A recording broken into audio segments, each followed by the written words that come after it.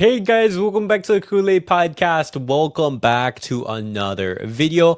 On today's video, guys, we're going to be talking about some more transfer news, talking about Barcelona's plan in the summer, and then as well talking about the specific targets.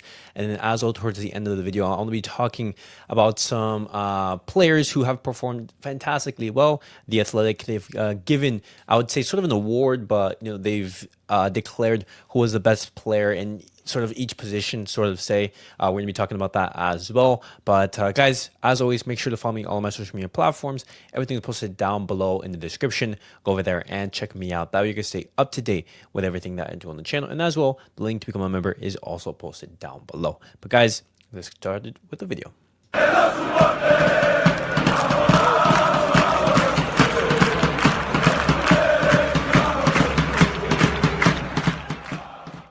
All right, guys, let's get started with the video and let's talk about Barcelona's transfer news, because as we do know, Hansi Flick, Joan Laporta, they've been adamant, they've said it, that if Barcelona, if they are going to compete at the highest level, to compete for all the trophies, we do need reinforcements. Joan Laporta, we talked about it yesterday, he is looking to make signings for Hansi Flick. He's going to sit down with Deco to discuss the specific players in which the squad will need. We've talked about the goalkeeper position, in which we do know that Joan Garcia is the priority, and there are options such as Leonor Roman, Leo Martinez as an outsider, all being mentioned and everything.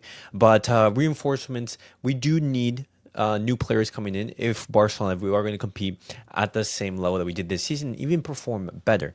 Now, in regards to who those players are going to be, obviously, if Barcelona had a ton of more money, we would be going after maybe a Isak, a Julian Alvarez, a Haaland, a Rafael Leao necessarily.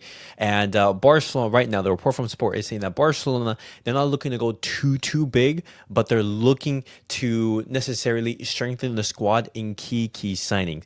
And this is why I find it a little bit confusing, because this report from Sport is saying that Luis Díaz is Barcelona's top priority for that left wing and is going to be the #1 signing this summer. Deco, we know that Deco's a huge fan of him. He's very insistent on Luis Díaz, and Barcelona, they're going to be looking to give him a serious offer. And right now, this is absolutely mind-boggling, because the price tag that is being rumored is anywhere between 75 to 85 million euros. Now, I think that Luis Díaz, he's a talented player, absolutely fantastic. I think he's that of a very similar profile to that of Rafinha. I think he has the 1v1 ability. I think he has the pace. I think he is very similar to that of Rafinha. And when you're looking at those attributes, I think, hey, this could be a signing that works. He goes out on the left wing. Hey, let's give it a go. But for that amount of money, I'm sorry, I don't think Luis Díaz is worth it. I would pay half of that. I'd pay 40 million, 35 million for Luis Díaz. I am not willing to chunk out what would be 85 million, close to 100 million euros for a player such as Luis Díaz. I think this would be a mistake from Barcelona, and especially after just looking at how the whole Nico Williams saga is unfolding, because Fabrizio Romano, he reports that Barcelona, they have seemed to close the door to Nico Williams. They see the 50 million plus salary as a little bit expensive, his salary and everything, which I find a little bit absurd. How are you going to be upset paying 58 million euros for Nico Williams plus a salary, but then also be willing to chunk out 85 million for Luis Díaz? Something is up. Maybe Barcelona, they like Luis Díaz more and they're willing to necessarily splurge, which I don't know. But the whole priority for Barcelona reinforcing that attack, I think it's simple. You either go after Nico Williams, which this reporter from Fabrizio Romano seems to have denied. He's saying, hey, Barcelona, they no longer want Nico Williams. This could change. And if you don't want Nico Williams, go after Lookman necessarily in Atalanta. You pay 30 million euros. You have a solid player who can give rest to Rafinha, but at the same time, you reinforce that attack and not spend 85 million euros on Luis Díaz, who, fantastic player, but I don't think would be at the level of that price tag. And you basically be blowing 120 million euros on two players. You spend 55 million on Daniel Olmo, which is absolutely fantastic, but injury concerns do arise. How fit is he going to be? We're giving him time. And as well, spending 85 million on Luis Diaz, I think this is a mistake from Barcelona. But let's see what happens. Let's see what happens. But continuing on, talking about transfer news, we're talking about Clement Lenglet because the Atletico Madrid president, he came out and he spoke about Clement Lenglet. And he said Clement Lenglet is a Barca player. We will talk with them, and now imagine an agreement will be reached for him to continue his career with us at Atletico Madrid. Now, we did see, I believe it was Deco and Joan Laporta talk about, not necessarily about specifically Clement Lenglet, but say, hey, we're gonna have to see, players are coming back from loans necessarily and see if they're gonna fit in the system. But it's most likely that he's going to be leaving. And in regards to Deco specifically, I want zero favors to be done towards Atletico Madrid. Zero favors.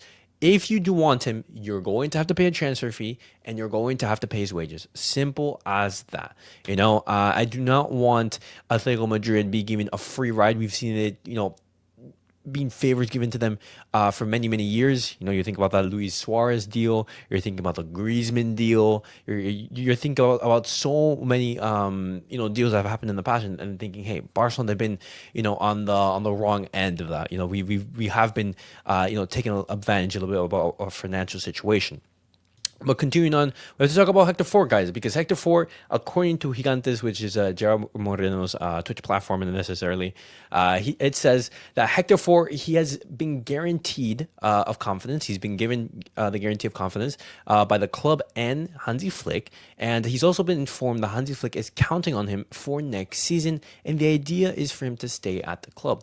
Now, this is very interesting because in the past couple of games, we have seen Hansi Flick put more trust in Hector Fort. We've been seeing him coming on more and more, but I don't see Hector Fort at the same level that he was under Xavi. And I understand, very young. It's not normal to expect a youngster to be at the level of a Pau Cuarsí, a Lamine Yamal, these crazy emerging talents necessarily. But I do think potentially, a loan spell could be very beneficial for Hector Fort, especially looking at the emergence of Eric Garcia. If you're looking to keep him on in the squad, we know that Jules Koundé is going to be the number one option, and Eric Garcia is going to be the second. And so, looking at Hector Fort's development, you would want him to have play minutes. You want him to play minutes, to play games, and to just build that repertoire. And looking at how Hansi Flick, according to the report, has given them confidence, I don't know if that's the right move. But, obviously, Gerard Moreno is reporting this. Let's see if it's accurate. And I still believe that he's going to be one of the players leaving this summer. But let's see. But running out the video, guys, I want to be talking about 3 players in specific that have been awarded awards by the Athletic. Now, Lamine Yamal, he's been awarded by the Athletic the European Men's Young Player of the Season. I think this is absolutely fantastic. We've known that Lamine Yamal, he's basically taking that next step next season, coming off of what people were saying, hey, this player is going to be the next superstar, to now saying, hey, this is the best player in the world at 17. I think that's an amazing, step in his progression.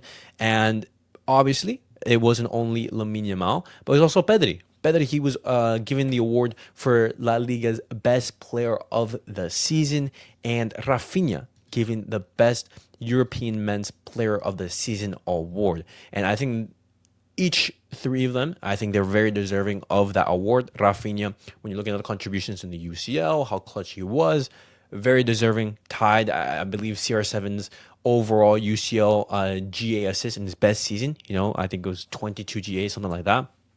When you're looking at Pedri, game after game after game, he was putting in masterclass after masterclass. He was competing not only to be the best midfielder in the world, but the best player in the world as a midfielder. I think that's absolutely insane. And so I do think that all 3 players are very deserving of those awards. But then again, I don't really give too much importance to these awards necessarily. It's just basically validating and giving the praise to these players who have been absolutely outstanding this season. But guys, that was it for the video. Let me know down below your guys' thoughts on everything that I have discussed on today's video. What do you guys make of Barcelona's pursuit over Luis Diaz? I think it's a mistake to go after him for that price tag. Maybe Luis Diaz at a cheap would be a much better move, but let's see how that unfolds. Nico Williams seems to have been ruled out. Is that the right decision or not? Let's see. And lastly, what do you guys think is going to happen between Barcelona and Clement Lenglet and Hector Fort as well? But as always, guys, make sure to like, subscribe, and comment. I'll see you guys all in the next video. Peace out, guys.